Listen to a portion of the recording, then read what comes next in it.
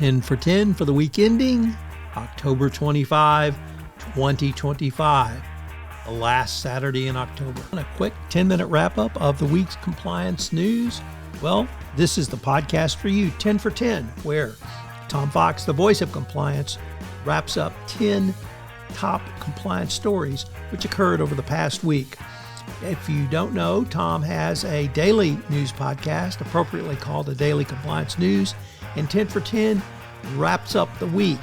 So get up on a Saturday morning, have a great cup of coffee, and check out 10 for 10, the podcast which gives you the week's top compliance news. Are you interested in upping your game in compliance through the use of AI and machine learning technology? Well, check out my latest book, Upping Your Game, How Compliance and Risk Management Move to 2030 and Beyond. You can check it out in the show notes. I've got a link to the purchase at Amazon.com. Upping Your Game. We had a flurry of stories near the end of the week on massive corruption, and we begin with, of course, the biggest corrupt one of them all, who is President Donald Trump, as he has pardoned Changpeng Zhao, CZ, the CEO and founder of Binance, because he invested in Trump family crypto ventures. Yes, you heard it right. Invest with Trump and you get a pardon. So, $4 billion fine against Binance and CZ, all wiped out by President Trump. Next up, from the Wall Street Journal, BCG, who we talked about several times over the past several months, has put a new chief risk officer in place and has codified how it will do business going forward after months of controversy stemming from its work by an Israeli-backed aid distribution initiative in Gaza, which morphed into relocating Palestinians out of Gaza. Eamon Merchant has replaced Adam Favor as the chief risk officer, and now they put in guidelines on how BCG will work with humanitarian groups going forward and set restrictions on work in active conflict zones.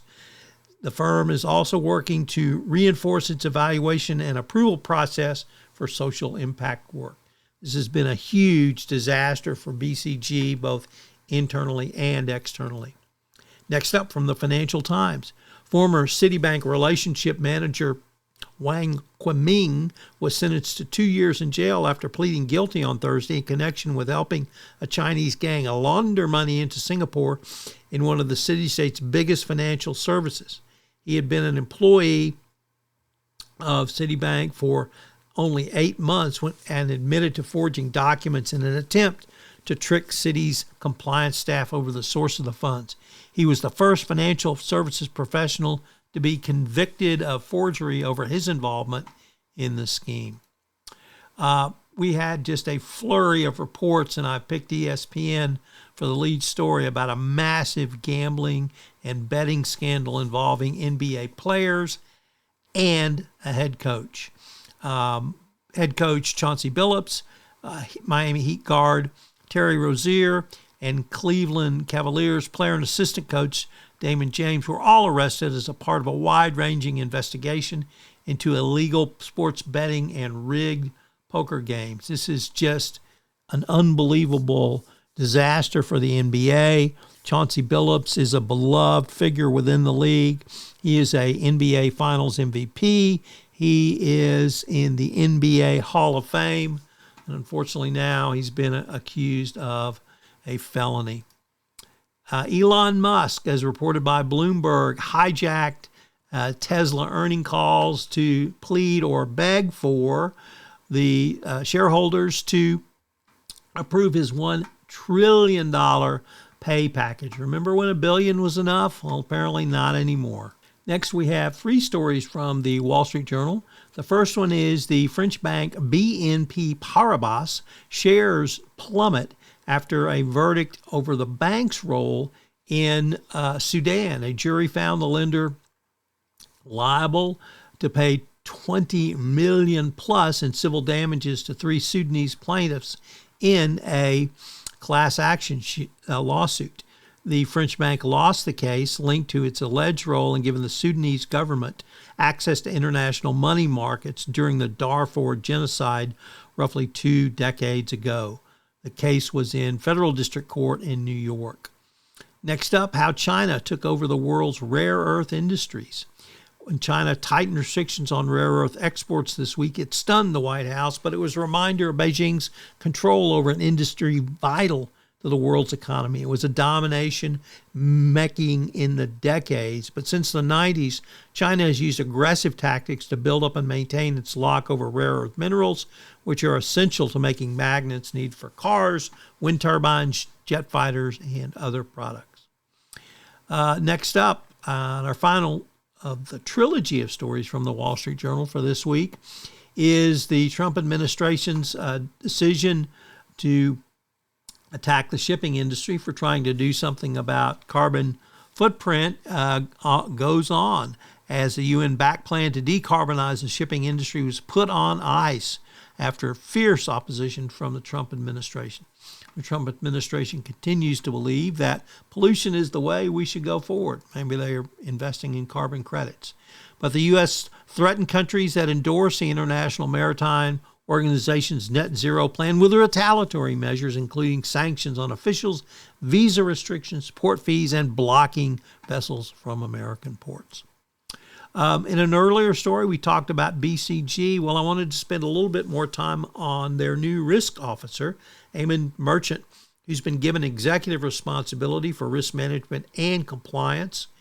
The previous risk officer, Adam Farber, resigned from the role in July, although he is still with the company. BCG fired 2 partners who authorized the work with the Israeli-backed Gaza Humanitarian Foundation, which it turned out was a front for relocating Gazans out of Palestine. This was a huge black eye for BCG. Partners in Arab countries found that the work dried up. No surprise there. And the BCG either negligently or unintentionally allowed this project to go forward.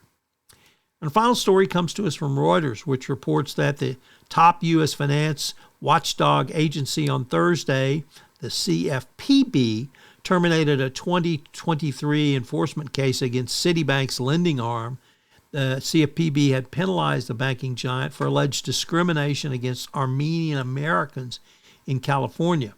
The bank agreed to pay nearly $26 million in fines and consumer redress to resolve allegations it intentionally discriminated against credit card applications based on the last name and then illegally fabricated records to cover this up. Citibank terminated employees and basically admitted to this conduct, yet the CFPB, the current version under the Trump administration, said, "You've done enough." So there, even though you had not finished out the terms of your consent order. Once again, the Trump administration allows somebody to get out of the deal early. Thank you very much. There's another part of the NBA scandal I wanted to spend a little bit of time on because it directly relates to compliance professionals. And it's the following. One of the people arrested today, Mike Rozier, was investigated by the NBA for allegations of point shaving back in 2023. The NBA investigation cleared Rozier of any involvement or any point shaving. However, if that or those facts are a part of the allegations against him, it would really demonstrate a very poor level of investigation by the NBA on this matter. And it really, I wanted to use it to drive home to compliance professionals that if you have a problem, bring in qualified investigative counsel to handle it. It can be way too important than trying to save a few dollars by handling it in-house. Have a great weekend. This is Tom Fox again. 10 for 10 is a special production of the Compliance Podcast Network. I'd also urge you to check out the Daily Compliance News, which posts every week from Monday to Friday, where I give 4 curated stories of bribery, corruption, and compliance events that will allow you to help you start your day as well. So check out the Daily Compliance News and subscribe or rate and review to both 10 for 10 and the Daily Compliance News. Thanks so much for listening to this episode of 10 for 10. I hope you'll check out the newest podcast in the Compliance Podcast Network, the Compliance Tip of the Day. In Compliance Tip of the Day, I give a 5 to 8 minute summary of one tip that you can integrate into your compliance program or put together for greater compliance program efficiency. Finally, if you're a Sherlock Holmes fan, I am preparing a new season of Adventures in Compliance where I go through the 4 novels of Sherlock Holmes. Hear it on the Compliance Podcast Network.